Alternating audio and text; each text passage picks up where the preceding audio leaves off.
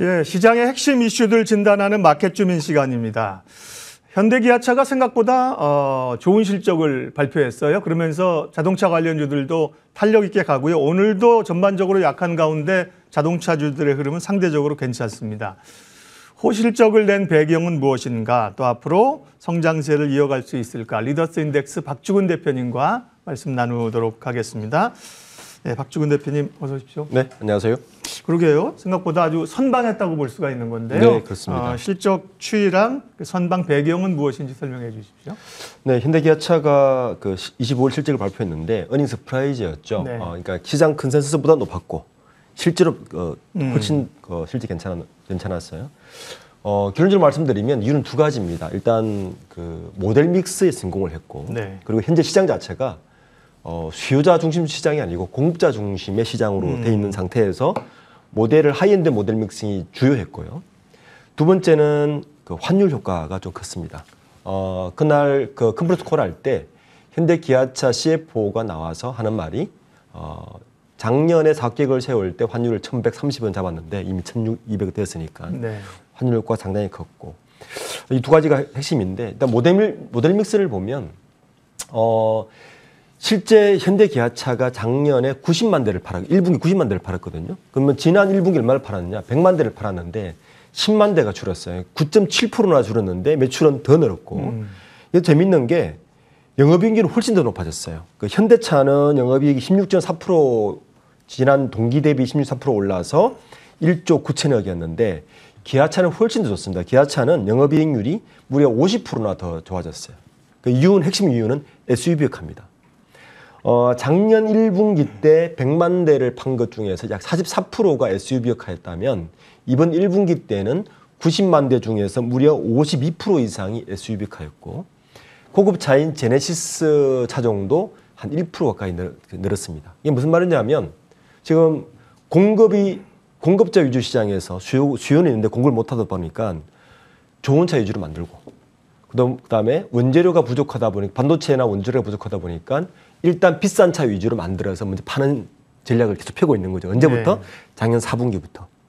지금 잘 아시겠지만 차를 주문하면 6개월, 1년 걸리지 않습니까? 그러니까 이런 시장 상황에서는 생산자 입장에서는 일단 고급차를 위주로 먼저 만들어서 매출이나 영업이익을 수호하는 쪽으로 가고 있는데, 이 시장 형세가 언제까지 갈지도 좀 보는 게 현대 기아차를 보는 관점 포인트 중에 하나인 것 같습니다. 네, 실제로 차를 주문하면 지금 1년씩 기다려야 된다는 그렇죠. 거 아닙니까? 네. 그런데 해가 바뀌면 연식이 바뀌었다고 가격을 올리고, 네. 소비자 입장에서는 분통이 터지는 거지만 주주 입장에서는 그렇게 가격을 정가시키는구나, 속으로 살짝 웃으셔도 되는 거예요. 네, 꽤 괜찮은 상황인 그러니까요. 거죠. 네.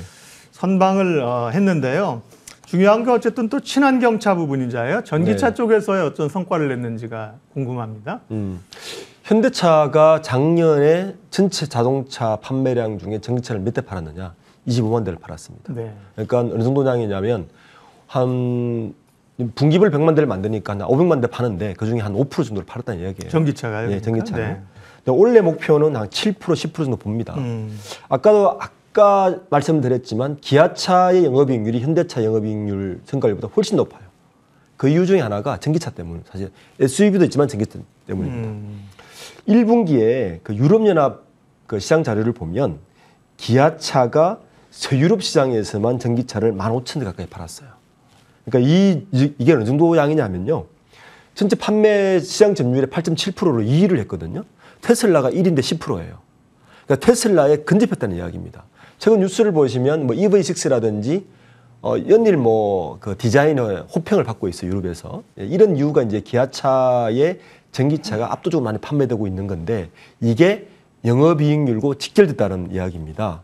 그러니까 향후에 기아차에 대한 주가를 보실 때는 이 전기차 판매 포션을 좀 보는 게 굉장히 중요한 포인트인 것 같아요. 특히 유럽 쪽 시장에서 전기차 판매 시장을 보는 게 중요하고, 이 현대차가 조금 분리해서 볼 필요가 있는 거죠. 그래서 그런 게 아마 시장을 보는 중요한 관점 포인트가 될 것 같고, 현대차의 시장 점유율 나쁘진 않습니다.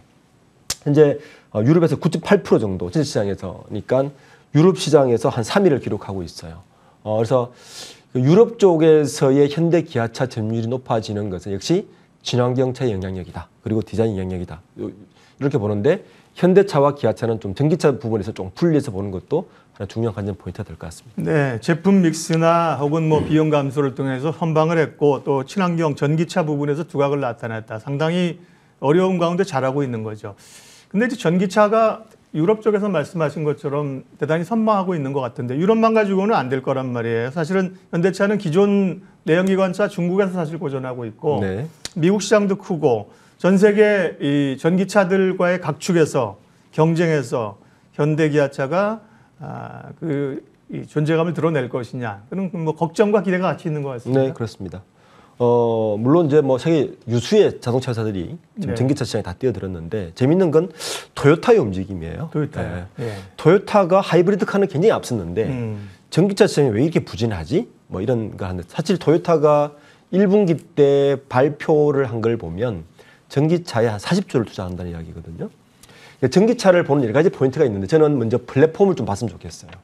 그러니까 전기차는 기존 내연기관의 자동차와 플랫폼이 좀 다릅니다. 그래서 플랫폼을 얼마나 많이 가지고 있는가가 향후 전기차 시장에서의 우위에 점할 수 있는 또 하나 중요한 포인트인데 이 부분에서 현대 기아차가 나쁘진 않아요. 그 보시면 저 표에 보시면 현대 기아차가 플랫폼에 투자하고 있는 금액이 다른 유럽의 폭스바겐이나 GM, 토요타보다 훨씬 앞섭니다. 네, 그 부분이 저는 상당히 중요한 경쟁 포인트고 이번에 발표할 때도 현대 기아차가 EM과 PBV 그러니까 목적 기반 모빌리티라 그러는데 전용 플랫폼을 2개를 더 만들어냈어요. 그러니까 향후에 정의선 회장이 구상하고 있는 전기차 시장에서의 퍼스트 무브 전략은 플랫폼으로 굉장히 많이 읽어낼 수가 있는 부분이 하나가 있고 두 번째는 이제 배터리인데 이 부분에서 강점을 가지고 있죠. 전 세계 배터리 3사가 국내에 있다는 것도 굉장한 강점을 가질 수 있다. 그래서 BMW나 벤처가 조금 다급해진 게 유럽에서의 배터리를 공동 투자하고 뭐 하는 것들을 움직인 그런 것도 현대차의 이런 추격. 그러니까 기존의 내연기관차였을 때는 현대차가 끝없는 패스트 팔로우만 했었는데 전기차라는 새로운 시장이 들어서면서 현대차의 움직임은 약간 퍼스트 무브로 가고 있는 것도 이런 데서 감지할 수 있는 부분입니다. 네. 그 주요 전기차 업체들의 그 플랫폼이나 이런 표를 좀 전에 보여드렸는데요. 내용이 좀 글자가 작아서 안 보이셨을 것 같습니다. 내용을 좀 더 얘기할게요. 결국 이제 친환경차, 네, 전기차로 저렇게 각각의 플랫폼을 가지고 가겠다는 전략인데 사실 현대기아차는 뭐 내연기관 엔진 개발 부서를 없앤다. 그리고 뭐 전기차에 완전히 정말 배수의 진을 치고 나와서 여기에서도 네. 역시 기대와 함께 너무 빨리 가는 거 아니야? 이런 우려도 있는데 이런 전략은 어떻게 평가하세요? 이 부분은 현대차가 조금 다른 전략을 펴고 있는 것 같아요. 네. 그러니까 이제 비슷한 회사인 포드나 토요타를 보면 그렇지는 않거든요. 포드나 토요타를 보면 전기차와 내연기관차에 대한 투자를 좀 동시에 진행하고 있고 네. 포드의 최근 흐름도 보면 부서를 별도로 두고 같은 투자를 하고 있어요. 근데 현대차는 작년에 이 부분 때문에 뉴스가 나온 것 같은데 그 연구개발본부 내에 그 파워트레인 개발부가 있어요. 이 부서를 전동화 관련 조직으로 개편을 해버렸습니다. 그러면 이제 시장에서 읽어내는 거는 그럼 현대차가 지금까지 내연 엔진을 만드는 연구개발만 마무리하고 그 다음에는 엔진 개발 안 하는 거 아니야? 라는 거거든요. 이런 흐름을 조금 더 읽어낼 수 있는 거는 정의선 회장이 최근에 말하고 있는 워딩을 보면 좀 읽어낼 수 있을 것 같아요. 정의선 회장이 뭐라고 그러냐면은 내연기관차 때는 자기들이 우리가 패스트 팔로우였다. 그렇지만 전기차 시대에는 모두가 똑같은 출발선상에 있다. 이제는 우리가 퍼스트 무버가 될 수 있다. 예. 이런 말을 자주 하거든요. 그러니까 정의선 회장의 전략에는 전기차 시대 때는 우리가 좀 앞서갈 수 있지 않을까? 좀 공격적인 디자인과 그리고 그러려면 아예 내연기관 배수진을 치고 들어가. 예. 그러니까 굉장히 좀 공격적으로 나오는 거예요. 그러게요. 근데 어차피 뭐 2, 3등보다는 그죠? 선두로 그렇죠. 가야죠. 네. 그러니까 현대 기아차를 보는 투자 포인트는 이런 부분에서 얼마나 좀 빨리 앞서가고 있는가에 대해서 좀 보신다면 네. 좀 주가를 보실 들어가는 시점도 좀 읽어내는 부분도 하나 있지 않을까 싶습니다. 공급망 이슈가 여전한 상황에서요. 배터리 원자재 직구를 검토하고 있다는 뉴스가 있었는데 네. 차량용 반도체가 아니라 배터리 원자재, 배터리를 직접 안 만들잖아요, 현대차가요. 네, 안 만들죠. 결국 그럼 이건 또 내재화를 검토하고 있다는 얘기인가? 이 얘기는 뭡니까? 네.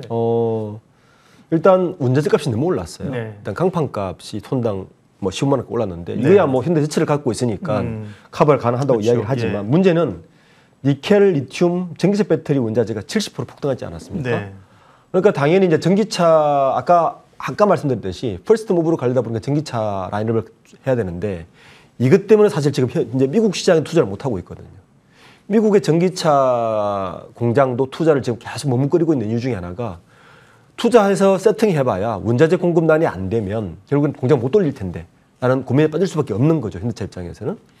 그러다 보니까 원초적인 고민을 한 게 뭐냐면 그러면 우리가 밸류체인상 원 소재까지 우리가 공급할 수 있는 라인업을 가져야 되겠다라는 전략을 세운 것 같습니다. 중장기적으로 판매 계획을 세워도 늘 이렇게 무산되는 이유 중에 하나가 원자재 때문에 계속 이런 반도체나 원자재 때문에 이런 문제가 발생하니 이거에 대한 구체적인 해결책을 세우기 위해서 아마 타스크를 조직한 것 같고요. 그 때문에 아마 이런 이야기가 나오고 이제 다만 좀 조심해야 될 거는 이렇게 액션을 취하더라도 원자재를 납품받아서 생산 판매로 이어지는 데는 최소 3개월에서 1년 걸리거든요. 이 부분을 어떻게 해결할 것인가가 좀 하는 관전 포인트고 두 번째 그렇더라도 현대차가 반도체를까지 해결하지 못하는 거 아니냐. 반도체 수급은 어떻게 할 수 있느냐. 이런 부분도 아마 좀 유심해서 봐야 될 것 같습니다. 네. 향후 또 좋은 실적을 나타냈지만 앞으로도 사실은 첩첩산중이긴 합니다. 문제들이요. 몇 가지 얘기 조금 넘어가면서 하면요. 중국 봉쇄가 계속 확산되고 있고 우크라이나 사태로 러시아 또 판매도 못하고 있잖아요. 또 강판 가격 상승, 원자재 가격 이런 게 이제 이런 걸 현대차가 이제 어떻게 좀 뚫고 갈 수 있을지가 관건인데요. 네. 우선 아마 우크라이나 사태나 아까 강판 가격은 조금 좀 다르게 봐요. 현대제철을 계속 가지고 있으니까 예. 그렇고.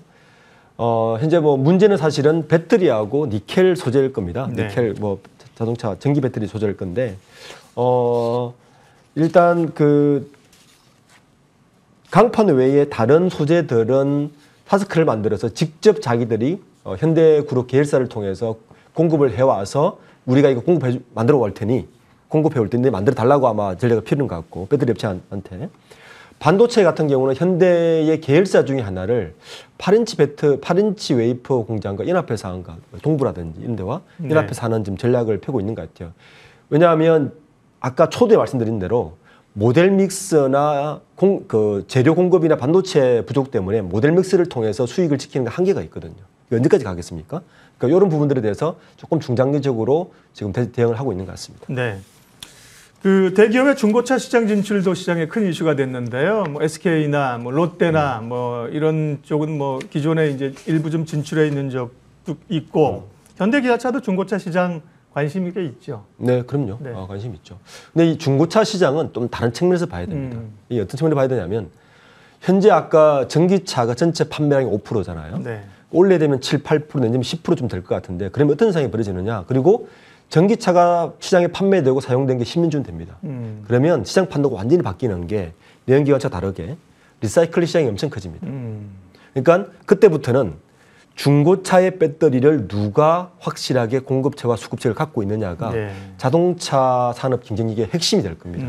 그래서 아마 현대 기아차 대기업에서 이 리사이클용 배터리를 어떻게 공급받을 거냐에 대한 고민이 굉장히 많았을 것이고 그것이 아마 중고차 시장 진출을 계속 역점을 두고 했을 거고 만약 이 전체 밸류체인에서 중고차 시장의 리사이클 배터리까지 현대차가 가지고 온다면 굉장히 경쟁력을 가지고 있는 거죠. 네. 그래서 아마 최근에 뜨고 있는 뭐 여러 것 중에 하나 오토행 같은 경우 주가 뜨고 있지 않습니까? 이런 기업들이 아마 전체의 밸류체인상 중고차 시장을 봐야 되지 단순히 중고차를 그냥 보증과 파는 시장이 아니라 이거는 전기차 시장을 염두에 둔 그 전략으로 봐야 될 것 같습니다. 중요한 말씀입니다. 그냥 지금 중고차 시장에 그 포션을 들어가서 현대기아차가 그걸 먹겠다는 건 아닐 거고요. 네. 뭐 내연기관차를 이제 앞으로 전기차로 바꿀 수요가 있으면 그런 걸 또 바꿔줄 수도 있고 폐배터리 이런 게 다 관련이 되는 겁니다. 시간상 정리 좀 해야 될 것 같습니다. 현대 기아차가 좋은 실적을 발표했다는 얘기부터 앞으로 넘어야 될 사실 과제까지 봤는데요. 네. 사실 또 지배구조 문제도 아직까지 걸려있는 문제이고요. 주가는 사실 단기간에 많이 올라왔습니다만 여전히 좀 지지부진한데요. 현대차를 볼 때 앞으로 뭘 봐야 되는지 포인트 마무리해 주십시오. 저는 현대차 그룹 내에서 현대글로비스, 그다음에 엔지니어링 IPO 아직 미루긴 했지만 현대글로비스는 칼라일이 그냥 1월 달에 한 10% 정도 지분을 매입했습니다. 그러니까 우호적 지분을 매입했다고 이제 발표를 했죠. 물론 겉으로 보기에는 일감몰아주기 규제를 피하기 위해서 지분을 매입한 건 같지만 사실 여기는 굉장히 큰 복선이 깔려 있는 것 같습니다.